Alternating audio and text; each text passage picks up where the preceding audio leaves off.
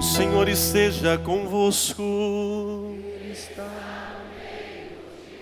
Proclamação do Evangelho de Jesus Cristo, segundo Lucas.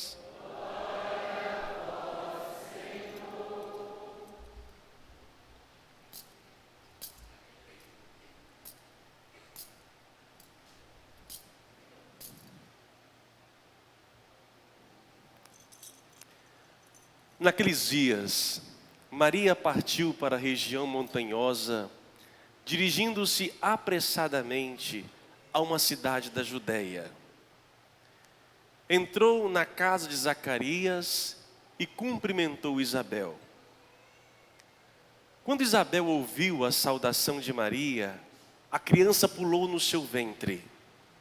E Isabel ficou cheia do Espírito Santo. Com um grande grito, exclamou: Bendita és tu entre as mulheres, e bendito é o fruto do teu ventre. Como posso merecer que a mãe do meu Senhor me venha visitar? Logo que a tua saudação chegou aos meus ouvidos, a criança pulou de alegria no meu ventre. Bem-aventurada aquela que acreditou, porque será cumprido o que o Senhor lhe prometeu.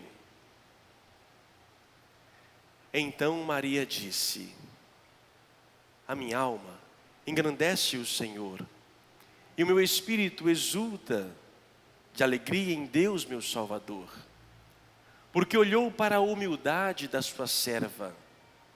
Doravante, todas as gerações me chamarão bem-aventurada, porque o Todo-Poderoso fez grandes coisas em meu favor. O seu nome é santo, e sua misericórdia se estende de geração em geração a todos que o temem. Ele mostrou a força de seu braço, dispersou os soberbos de coração, derrubou do trono os poderosos e elevou os humildes. Encheu de bens os famintos e despediu os ricos de mãos vazias. Socorreu Israel, seu servo, lembrando-se de sua misericórdia, conforme prometera aos nossos pais, em favor de Abraão e de sua descendência para sempre. Maria ficou 3 meses com Isabel, depois voltou para casa. Palavra da salvação. Que as palavras do Santo Evangelho perdoem os nossos pecados.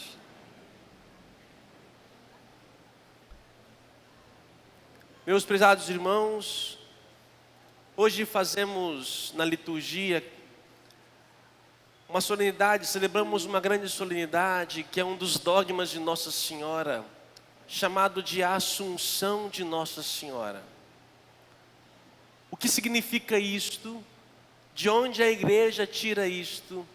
E o que isso implica na nossa existência? Portanto, falar de um dogma de Nossa Senhora, é bom nós católicos rememorarmos, trazer à tona a catequese, o que a igreja ensina sobre Maria, qual é o lugar de Maria na história da nossa salvação. Tudo começou quando então um anjo a visitou e assim a saudou: Ave cheia de graça. Salve, ó cheia de graça. Graça é a presença de Deus, é aquilo que é de Deus, é os dons de Deus, é a capacidade, é o agir de Deus em nós. Desde Adão e Eva eram cheios da graça, mas perderam. E nenhum ser humano na Bíblia, na história da palavra de Deus, nenhum deles recebeu tamanha saudação. A nenhum deles fora colocado esse adjetivo, que é muito mais do que um adjetivo, é um modo de ser. Ave cheia de graça.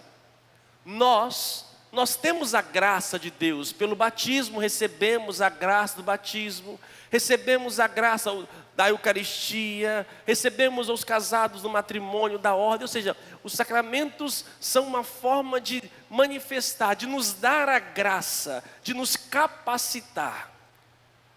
Agora, nós recebemos é porque nos falta.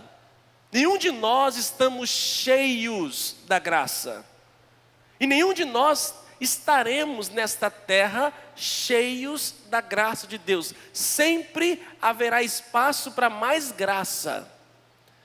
Quando o anjo a saúda de cheia da graça, ela, portanto, tem algo diferente. Não lhe faltara nada. Não tinha mais nada da graça que lhe faltava. Pelo contrário, ela estava cheia. Assim, aos que dizem que na encarnação de Jesus, qualquer mulher naquela época poderia ser a mãe do Salvador, isso é mentira. Porque qualquer outra mulher não estava cheia. E ela era cheia da graça, por quê? Por graça de Deus. Era desígnio de Deus adentrar na terra, entrar na humanidade. Para isso era necessário, e assim Deus quis, ele poderia nascer do nada, mas não foi. Ele entrou por uma mulher. E assim precisava dessa mulher ser pura, preservada, para não transmitir, não contaminar, não trazer de herança negativa a Jesus. Deus assim a preservou. Por isso ela estava cheia da graça. E ao ser cheia da graça, ela então recebe a missão de ser mãe de Deus. Se nós cremos que Jesus é Deus, nós acreditamos que é o Deus encarnado, e aqui, meus irmãos, acontece uma graça. Maria, criatura divina, como nós somos criaturas, através dela, Deus passa a ter corpo, matéria. Jesus sempre existiu. Nunca houve um momento em que Jesus não existisse. Mas Jesus não era corpóreo, era espírito. Na encarnação, acontece uma novidade na divindade. Ele assume a materialidade, se materializa. E a carne de Cristo vem dela, o sangue. A humanidade de Cristo passa através da humanidade, porque Jesus não foi concebido por José, mas somente pelo Espírito e por Maria. Maria, então, através dela, dá a carne, o sangue. Ela começa a alimentar, a amamentar, a educar, a cuidar, zelar daquela carne divina. O sangue de Cristo, nosso sangue, vem do pai e da mãe. Todos nós. Aqui no caso nós temos o sangue que vem do Espírito, se podemos dizer, mas de Maria, como humana, criatura divina.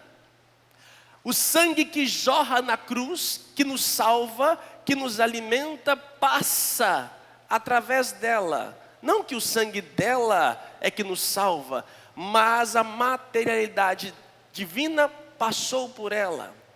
Assim, meus irmãos, nós entendemos o lugar importante desta mulher, que foi livre o tempo todo, não foi obrigada, coagida, ela poderia dizer não, mas como ela era cheia da graça divina, não teria condições, inclusive, de negar a graça do próprio Deus. E assim Maria completa e nos dá a graça de termos o próprio Filho, o próprio Deus. O que nós celebramos hoje é o que nós chamamos da Assunção de Maria. Mas para entender a Assunção de Maria, porque na verdade refere-se a cada um de nós. Quando a igreja celebra a figura de Maria, ela está celebrando o que acontecerá com todos os crentes. Todos que creem em Deus passarão pela mesma situação. Ela antecipou. Quando Jesus morre na cruz, 3 dias depois ele ressuscitou. E quis o Pai não deixar nem os seus restos mortais nesta terra. Ele elevou. Cristo ele elevou-se e foi aos céus. Com isto, olha que interessante. Na ascensão de Jesus, Jesus leva para o céu algo que ele não tinha. O que é? A carne.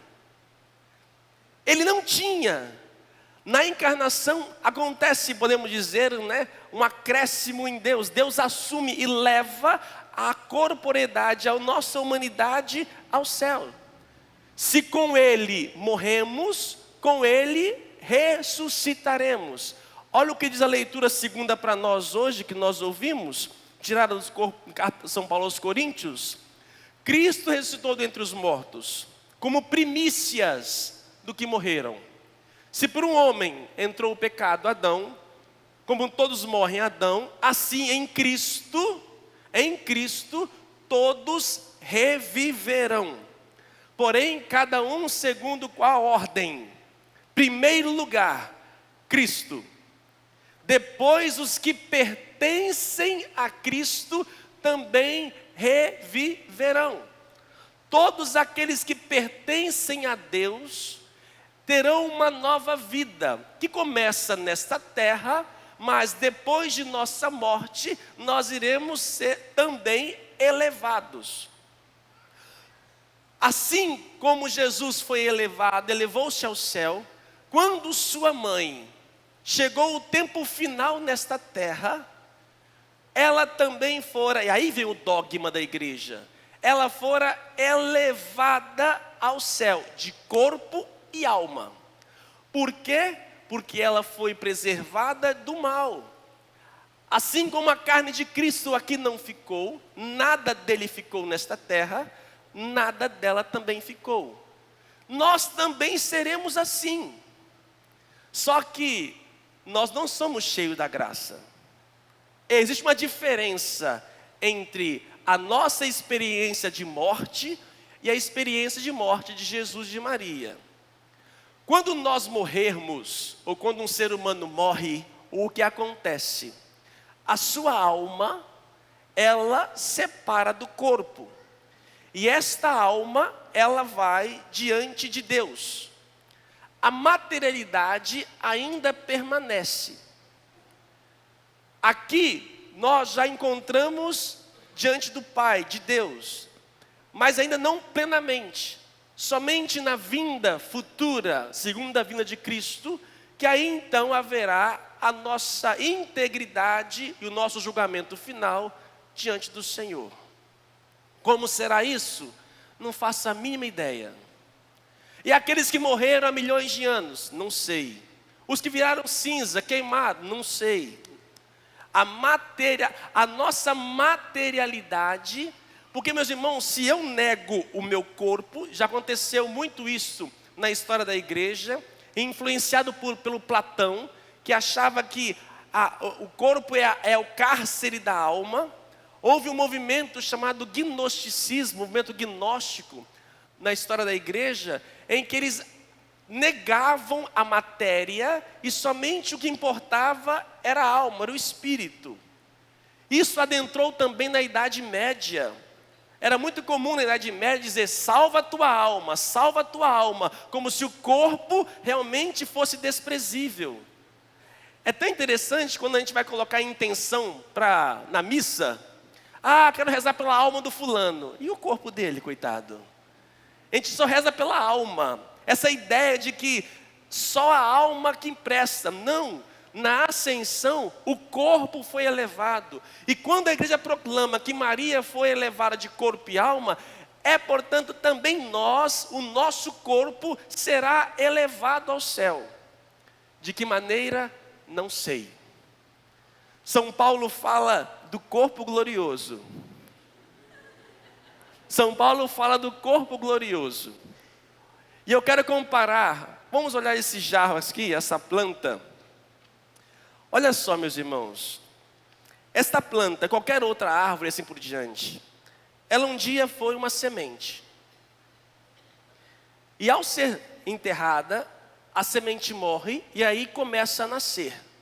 A semente e a planta, elas se confundem, embora são diferentes, mas vêm da mesma essência. A planta necessita da semente para morrer, para nascer.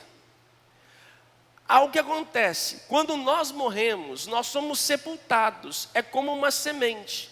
E só que dela, ao ali ser sepultado, começa a nascer algo diferente, mas que pertence à mesma essência. É o que nós chamamos de corpo glorioso.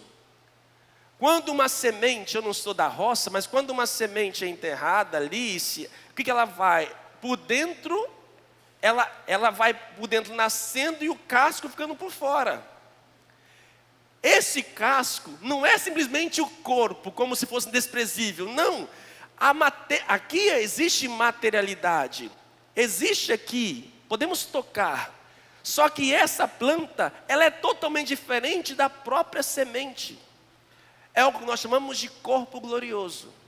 Lembra quando Jesus ressuscitou, que ninguém reconheceu ele? Maria Madalena não conheceu, os discípulos de Emaús não conheceram. Precisava dizer, sou eu. Porque na ressurreição, embora é um corpo, toca, pode tocar. Entretanto, atravessa a parede. Assim, quando a igreja proclama que Maria foi assunta ao céu por graça divina, nós também um dia hemos de ressuscitar de corpo e alma. Ainda não manifestou o que nós somos, então você pode ser bonito ainda, tá? Se você não é ainda, você pode ser, a sua beleza ainda não saiu. Ainda é possível. Pitangui morreu, né? Então não tem mais jeito. Então você pode ainda ser bonito depois da morte. Mas é interessante que a morte não é simplesmente uma morte física. Toda vez que eu aprendo e consigo morrer para o pecado, nasce em mim uma beleza. Nasce em mim uma nova vida. Daí, meus irmãos, a igreja, ao falar de Maria, não está inventando nada, está dizendo aquilo que há de acontecer com cada um de nós. E queria dizer ainda sobre a figura e a importância de Maria, através da leitura de hoje. A leitura primeira que nós ouvimos do Apocalipse, é uma visão que João tem. Uma mulher vestida de sol, a lua debaixo dos seus pés, na cabeça uma coroa com 12 estrelas, e também viu um dragão. O que significa isto? Mulher, uma mulher vestida de sol. Vamos ver na Bíblia rapidamente quando aparece o nome mulher. Adão e Eva no paraíso, quando comeram do fruto proibido, ficaram nus, se esconderam, Deus foi atrás dele, e aí disse, a mulher que o Senhor me deu esse fruto. E aí foram expulsos do paraíso. E aí Deus falou, colocarei ódio, inimizade entre a serpente e a mulher. A mulher pisará a cabeça da serpente. Primeiro capítulo do Gênesis, segundo capítulo do Gênesis. Quando Jesus entrou nessa terra, agora vamos para o meio da Bíblia. Quando Jesus entrou na terra, o seu primeiro milagre foi aonde? Numa bodas, num casamento, que faltou vinho. Maria chegou para Jesus e disse, eles não têm mais vinho. Qual foi a resposta de Jesus? Mulher, o que isso tem a ver conosco? Na cruz, estava ali Maria, João, Maria Madalena, de Cleofas. Ele olha para sua mãe e diz, mulher, eis aí teu filho, eis aí tua mãe. E no Apocalipse, no final da Bíblia, uma mulher vestida de sol. Ora, amados, esta mulher que é Eva, se torna a nova Eva, Maria, que através dela nos dá o Salvador, o Cristo, que se torna nossa mãe e que é a vestida de sol. Eva e Maria são símbolos da igreja. A igreja, a mulher, vestida de sol. Vestida de sol, o sol é o Cristo, o sol da justiça que nos ilumina. Na cabeça, uma coroa de 12 estrelas, os apóstolos, assim também como as 12 tribos de Judá. Aos seus pés, uma lua, que segundo alguns, são os hereges, que ela pisa na cabeça da heresia, e ali combate o dragão, que é o mal. Assim, a igreja que nasceu através desta mulher que veio ao mundo, nós, quanto mais nos vestirmos, nos revestirmos da luz de Cristo, quanto mais aproximarmos da graça de Deus, mais nós conseguiremos enfrentar os dragões da nossa história, da nossa vida. O que isso tem a ver conosco? Primeiro, tenho que acreditar na ressurreição. Nossa vida aqui, meus irmãos, depois de nossa morte, nós não ficamos, nós continuamos. Segundo, que a nossa vida nesta terra é passageira. O que são 80 anos, 100 anos diante da eternidade? Coloque na sua cabeça que nós estamos aqui de passagem. Por que que Deus nos colocou aqui? Para viver. Qual é o sentido da vida? Viver, viver. Nós estamos aqui para viver, porque viver é bom demais. Só que a vida aqui não se compara àquilo que ainda o será. Nós achamos que aqui é o máximo, devemos então prender-nos cada vez mais a essas coisas terrenas. O terreno não se compara àquilo que um dia há de ser. Eu dou sempre o exemplo de um ventre, uma mulher grávida, o feto lá dentro, ele está no paraíso, come, dorme, não paga nada, paga aluguel, faz nada. Está lá, recebe tudo. Para ele, o melhor é ali dentro. Quando sai, não quer sair. E quando sai e toma contato com essa realidade, quem quer voltar? Assim, nós estamos no ventre da Mãe Terra, sendo gestados por Deus, para que um dia nós possamos então, de fato, nascermos. E aí, quando nós tivermos conhecimento e consciência do que é o lado de lá, oh amado, por que eu não vim antes? Por que eu não vim antes? A Assunção, essa vem realçar em nós a fé naquilo a qual cremos. Que aqui são boas as emoções, os laços que vivemos, mas não se compara ao que Deus prepara para nós. Mas não pode sair se matando também não, tá? Nada de antecipar. Nada de antecipar. Vivamos o tempo divino. Assim como Maria foi no seu tempo, que nós também possamos ir. E quando essa hora chegar, abra as portas e vá com alegria. Nós aqui iremos chorar, mas os que vão, partem com alegria. Esta é a festa da Assunção, é o que nós cremos. Que você possa crer nisso, nessa que também está diante de Deus, e que um dia estaremos diante dos dois no céu. Louvado seja o nosso Senhor Jesus Cristo.